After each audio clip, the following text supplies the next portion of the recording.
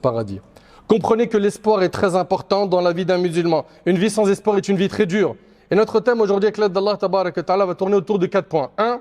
L'interdiction de désespérer. Et dans ce point, on va voir que la vie est pleine d'épreuves.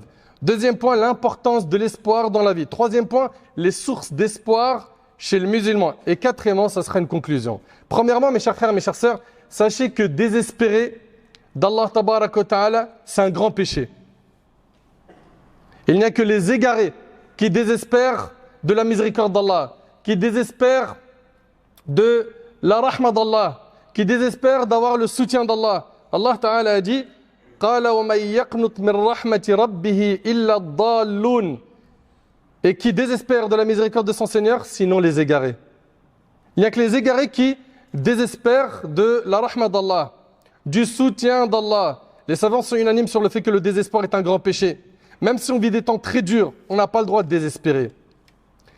Le désespoir est une cause de la corruption du cœur. Un cœur ne peut être en bon état alors qu'il est noyé dans le désespoir. Et ne soyez jamais de ceux qui vont dire, même si ça se durcit sur les musulmans, même si les temps sont difficiles pour nous, ne soyez jamais de ceux qui vont dire, ça y est, c'est notre fin. N'ayez jamais ce discours.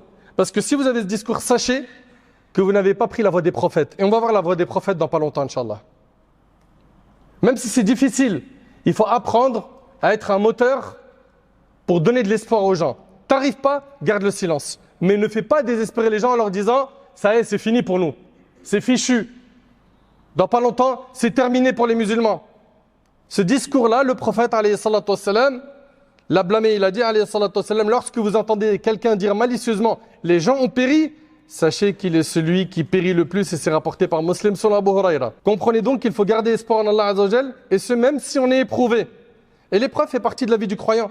Il y a des gens, ils sont étonnés quand ils ont des épreuves qui touchent la communauté musulmane ou qui les touchent au niveau familial ou au niveau personnel. Que ce soit au niveau de la santé, que ce soit au niveau de la perte d'un être proche, que ce soit au niveau de l'argent, que ce soit au niveau de un de leurs enfants qui est devenu égaré ou autre.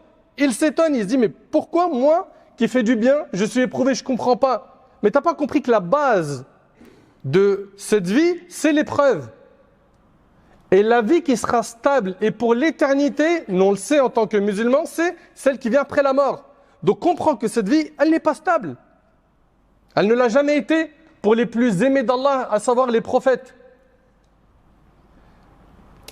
L'épreuve fait partie de la vie du croyant. Et celle-ci sert à le purifier et à l'élever en degrés. Allah Tabarak wa Ta'ala a dit ba'd a'udhu billahi minash shaitanir rajim, bismillahir rahmanir rahim, alif lam mim, ahasiba an-nasu an yutraku an yaqulu amanna wa hum la yuftanun. Allah Ta'ala il dit alif lam mim, est-ce que les gens pensent qu'on les laissera dire nous croyons sans les éprouver? Tu crois, tu seras mis à l'épreuve. Allah Ta'ala il dit, Allah Azza wa Jalla nous dit am hasibtum an tadkhulul jannata wa lamma ya'tikum mathalul ladhina khalaw min qablikum massathumul ba'sa'u wad-dharra'u wa zulzilu hatta yaqula ar-rasul wal ladhina amanu ma'ahu mata nasrullah ala inna nasrallahi qarib. Allah il dit pensez-vous entrer au paradis alors que vous n'avez pas encore subi des épreuves semblables à celles que subirent ceux qui vécurent avant vous? Vous pensez que vous allez rentrer au paradis? Allah subhanahu wa ta'ala nous dit, vous pensez que vous allez rentrer au paradis sans vivre les mêmes épreuves de ceux qui nous ont précédés? Misère et maladie les avaient touchés. Et ils furent secoués jusqu'à ce que le messager et avec lui ceux qui avaient cru se fussent écriés, quand viendra le secours d'Allah?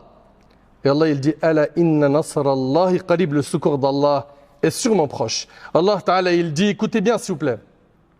لا تبلون في أموالكم وأنفسكم ولا تسمعن من الذين أوتوا الكتاب من قبلكم ومن الذين أشركوا أذى كثيرا وإن تصبروا وتتقوا فإن ذلك من عزم الأمور. Certes, vous serez éprouvés dans vos biens et vos personnes. Et certes, nous dit Allah, vous entendrez de la part de ceux à qui le livre a été donné avant vous et de la part des associateurs beaucoup de propos désagréables. Vous allez entendre des paroles qui vont vous déplaire. Et qu'est-ce qu'Allah dit par la suite? Mais si vous êtes endurant et pieux, voilà les solutions coraniques. Mais si vous êtes endurant et pieux, voilà bien la meilleure résolution à prendre. Le prophète, alayhi salatu wassalam, dans le hadith de Anas, Il a dit quand Allah veut du bien de son serviteur, il lui accélère son châtiment dans ce bas monde. C'est-à-dire quoi, il lui accélère son châtiment dans ce bas monde? Il le sort d'une épreuve à une autre. Tu es sorti de l'épreuve de la santé, maintenant c'est l'épreuve de famille. Tu as fini l'épreuve de famille, maintenant c'est l'épreuve du travail. Tu as fini l'épreuve du travail, maintenant c'est telle autre épreuve, etc., etc. Quand Allah veut du bien de son serviteur, il lui accélère son châtiment dans ce monde.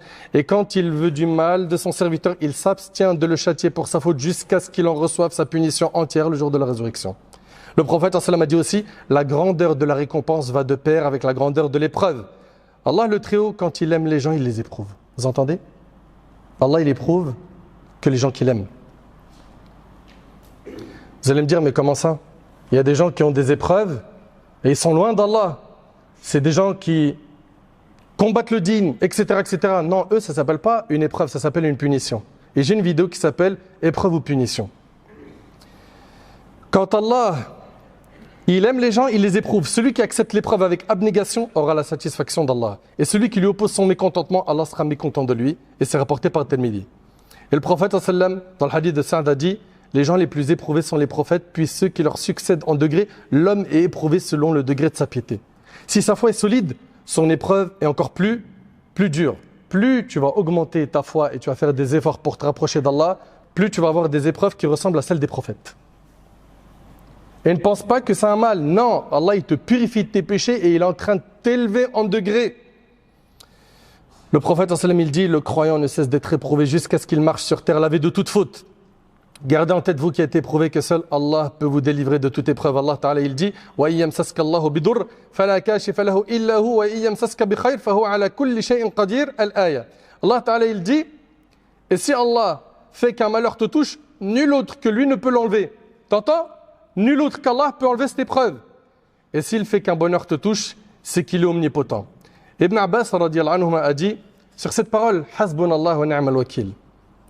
Allah nous suffit et quel bon défenseur.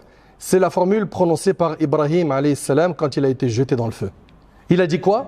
Écoutez bien ce qu'il a dit. Allah nous suffit et quel bon défenseur. Jibril alayhi salam, il lui a dit est-ce que tu as besoin de mon aide avant qu'il soit jeté dans le feu? Il lui a dit Allah me suffit. Ça c'est la pleine confiance en Allah tabarak wa ta'ala. Il faut qu'à notre tour on apprenne à avoir confiance en Allah de la même manière. Et cette parole a été prononcée par le prophète sallam quand on lui a dit les gens ont mobilisé des masses contre vous, craignez-les. Regardez la suite du hadith, cela augmente à leur foi. Allahu Akbar. On a dit aux musulmans, ils se sont mobilisés contre vous, ayez peur d'eux. Ça a augmenté leur foi et ils ont dit hasbunallah wa ni'mal wakil et c'est rapporté par l'imam al-Bukhari. C'est-à-dire quoi? C'est-à-dire que cette annonce qu'il y avait des gens qui se réunissaient contre eux les a fortifiés. Les a fortifiés, les a gardés fermes dans leurs convictions, dans leur foi. Et sachez une chose, nous sommes dans la fin des temps. Et plus le temps passe, plus la pratique de la religion sera difficile. Et plus ceux qui vont s'accrocher à la religion, on va les voir comme étant des extraterrestres. Et ça, le prophète sallam il a dit, à ses débuts, l'islam était étranger et c'est ainsi qu'il redeviendra un jour. Autant qu'à ses débuts. Et il a dit, Touba lil ghuraba. La bonne récompense, la bonne nouvelle, sera accordé à qui? Aux étrangers.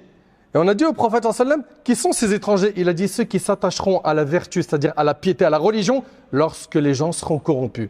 Donc même si autour de toi, tu as des nombres incalculables de gens qui ne veulent plus adorer Allah, qui se moquent de la religion, qui considèrent la religion comme un jeu, un amusement, toi, continue à adorer Allah sérieusement comme tu le fais et excelle dans tout ce que tu entreprends.